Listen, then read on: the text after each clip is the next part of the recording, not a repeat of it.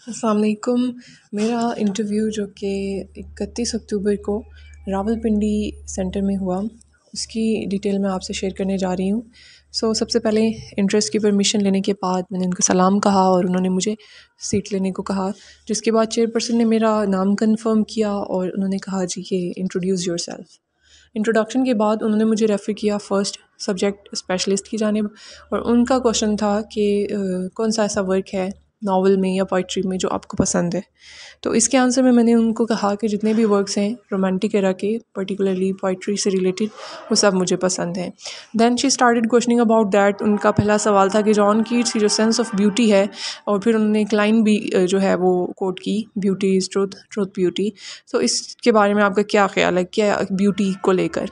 तो मैंने उसको एक्सप्लेन किया, इस लाइन को कंप्लीट किया, और फिर जो भी उससे रिलेटेड चीज़ें हैं वो मैंने उनको बताई। और फिर अगला क्वेश्चन उन्होंने किया कि चीफ़ कैरेक्टरिस्टिक्स क्या है रोमांटिक पोइट्री की।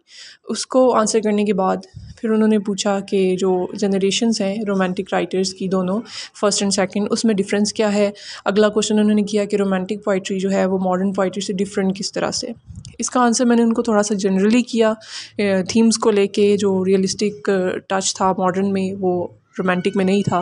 तो फिर उन्होंने कहा कि क्या स्ट्रक्चर्स को लेके डिफरेंस नहीं है। तो मैं क्योंकि श्योर नहीं थी कि क्या डिफरेंस है स्ट्रक्चर्स को लेके, तो मैंने उनको कहा कि होगा, यकीनन होगा, लेकिन मुझे उसके बारे में इल्म नहीं है। मतलब मैंने एक्सक्यूज़ किया।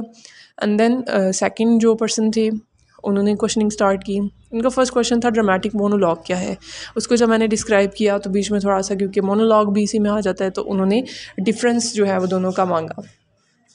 दैन उन्होंने पूछा कि क्या आपने टी.एस. इलियट को स्टडी किया हुआ है।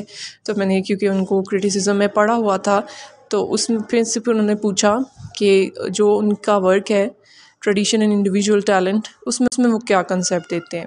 जब इस पर डिस्कशन हुई तो उनका अगला सवाल था कि मतलब उन्होंने एक लाइन बोली टी.एस. इलियट की, और उसको कंप्लीट करने के लिए कहा, जो कि रिलेटिंग टू एक राइटर से रिलेटेड थी कि राइटर कौन है। दो, क्योंकि मैंने शायद कहीं पढ़ी है लेकिन मुझे याद नहीं थी उस वक्त, तो मैंने इससे भी एक्सक्यूज़ किया।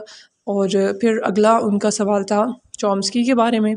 उन्होंने उसके बारे में पूछा, और फिर उनका सवाल था कि डिफरेंस क्या है कन्वेंशनल ग्रामर और फंक्शनल ग्रामर में। इसके बारे में मुझे कोई एग्जैक्ट नॉलेज नहीं थी। थोड़ा सा मैंने इसके ऊपर बात की और उनको बताया कि इसकी एग्जैक्ट नॉलेज मेरे पास नहीं है।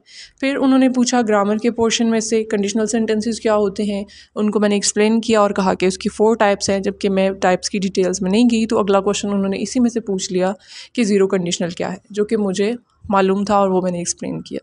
फिर उनका क्वेश्चन था कि मॉडल वर्ब्स क्या हैं, उनका क्या यूज़ है, और उसके बाद उन्होंने कहा कि उनके क्वेश्चंस हो गए।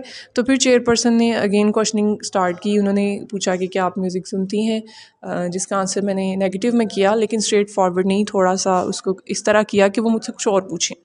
अगला सवाल उन्होंने किया कि क्या फिर आप और क्या करती हैं, आपके पास लगे टाइम नहीं है।